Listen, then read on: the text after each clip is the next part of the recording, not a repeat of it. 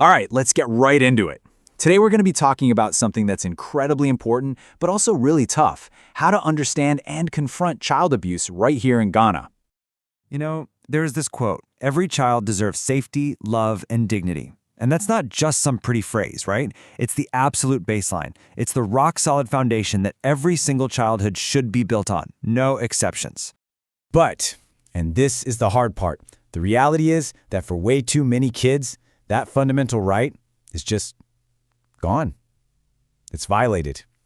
And the scariest part, a lot of the time, this harm is happening right under our noses, hidden in plain sight. So, if we're going to tackle this, we've all got to be on the same page. Let's start with the basics. What do we actually mean when we say child abuse? Okay, so here's the straightforward definition. It's basically any action that harms a child's body, mind, or spirit. And that's key. It's not just about bruises or physical stuff. We're talking about damage to their emotional well-being, their very spirit. So, a natural question is, where is this happening? And I think what you'll find is that the places you might assume, well, they're not the whole story. Yeah, it's really easy to think it only happens in certain types of homes or something, but that's just not true. It happens in schools, in churches, in foster homes, even online. The truth is, no place is automatically safe.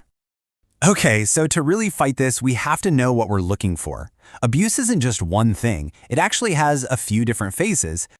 We're going to look at 5 main types here. They cover a whole range of harm. So let's dive in and break them down one by one. First up, physical abuse.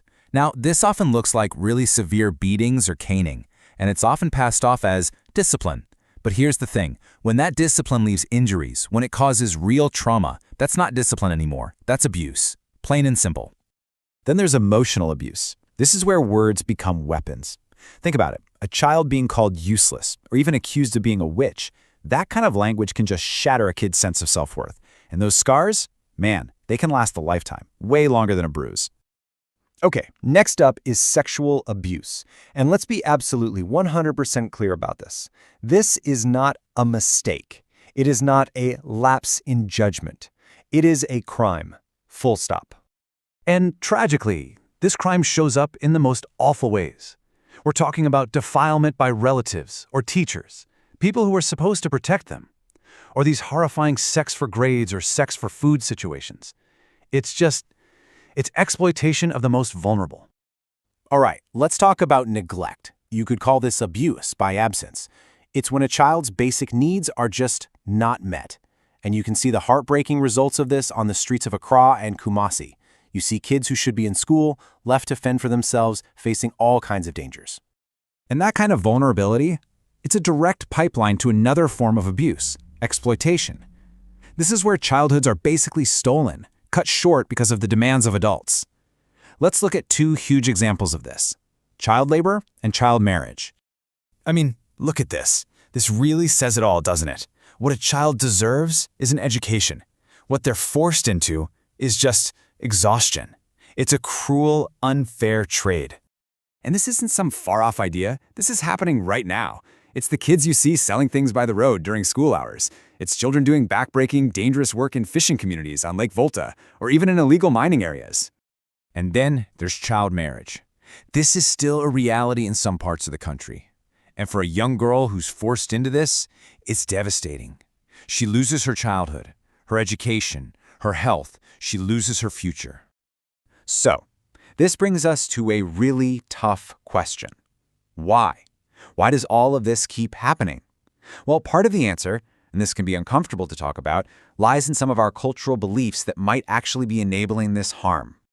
You've probably heard this one a million times. Spare the rod and spoil the child, right? It's something that's been said for generations, and it's often used to explain why corporal punishment is, well, necessary. But we have to stop and question that. Let's go back to our definition. Anything that harms a child's body, mind, or spirit. With that in mind, you have to ask yourself, is this really discipline, or is it just causing harm? And here's the bottom line. Tradition can't be a shield for abuse. It just can't. If we're serious about protecting our children, we have to be brave enough to look at our own long-held beliefs and say, you know what? This one causes harm, and we need to change it. So I want to leave you with this final thought, something to really chew on. This isn't about pointing fingers at other people.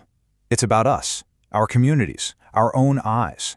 If this abuse really is hidden in plain sight, what are you and I failing to see every day?